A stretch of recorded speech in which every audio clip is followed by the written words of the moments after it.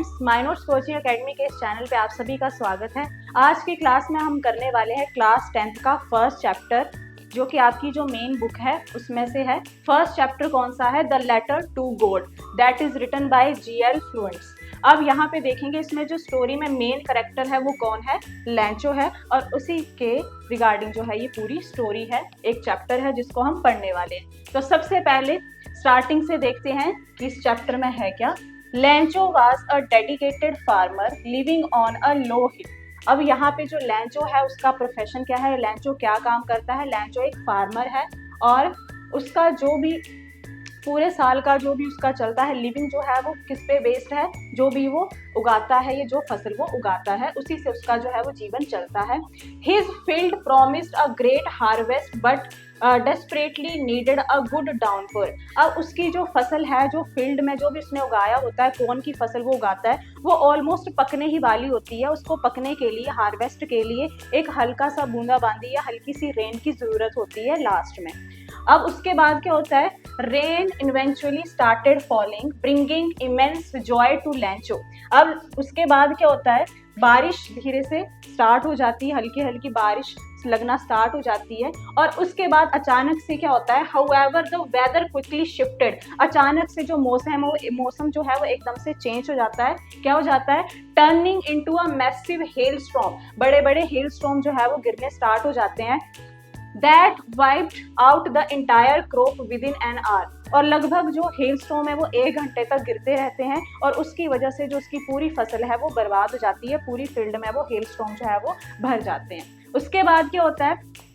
Letter to God. Driven by absolute despair but unwavering faith, Lencho wrote a letter directly to God। अब लैंचो के पास last में एक ही hope बचती है कि शायद गॉड जो है उसकी हेल्प करेंगे, तो वो गॉड के लिए एक लेटर लिखता है। उस लेटर में वो क्या लिखता है?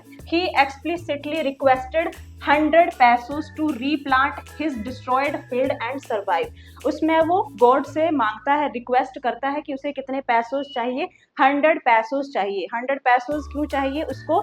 जो नई फसल है उसके उगाने के लिए, और जब तक वो तैयार नहीं हो जाती तब तक उसको खाने के लिए, या जिसके लिए भी उसको डेली लाइफ के लिए चाहिए, सर्वाइव के लिए। तो वो उसमें कितने की डिमांड करता है? 100 पैसोस की डिमांड करता है। उसके बाद आगे क्या होता है? Post masters kindness. At the post office, the staff initially laughed at the oddly addressed letter।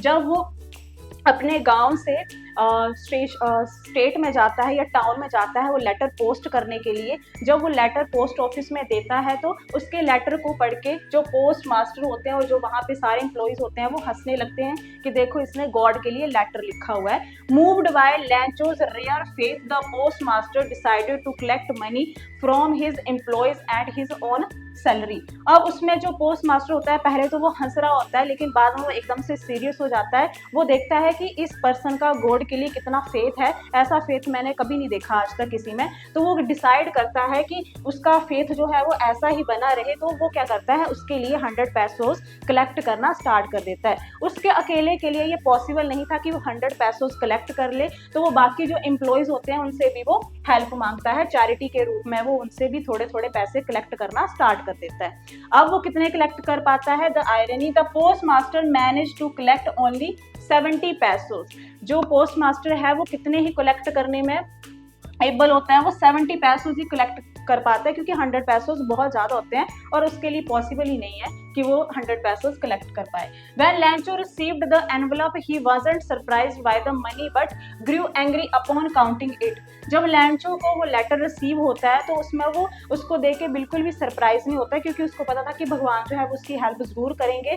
तो जब उसको वो लेटर रिसीव होता है, जब वो उसमें जो मनी होती है उसको काउंट करता है, तो वो बहुत गुस्सा हो जाता है, क्योंकि वो बोलता है कि मैंने तो 100 पैसोस मांगे थे, लेकिन मुझे कितने रिसीव हुए हैं? 70 पैसोस ही रिसीव हुए हैं। Believing God could not make mistake, he wrote another letter excusing the post office workers of being a bunch of crooks who stole the missing 30 pesos। अब यहाँ पे वो दोबारा से एक बार फिर से लेटर लिखता है और उसमें लिखता है कि जब अगली बार जो लेफ्ट अमाउंट है आप मुझे भेजोगे तो मेरे पर्सनल एड्रेस पे भेजना, क्योंकि जो यहाँ पे सारे वर्कर्स हैं पोस्ट ऑफिस में वो सारे क्या है? बंच ऑफ क्रुक्स हैं, यानी इन्होंने वो पैसे चुरा लिए। तो ये था हमारा चैप्टर जिसमें किसके बारे में स्टोरी थी, लैंचो के बारे में स्टोरी थी, और कैसे उसकी फसल डिस्ट्रॉय हो जाती है। उससे फ्रस्ट्रेट होके वो क्या करता है, गॉड को लेटर लिखता है और गॉड से हेल्प मांगता है। 100 पैसों उसको रिसीव कितने होते हैं, 70 पैसों रिसीव होते हैं। और लास्ट में वो सोचता है कि जो पोस्ट मास्टर है, जो पोस्ट ऑफिस में एम्प्लॉयज़ हैं, उन्होंने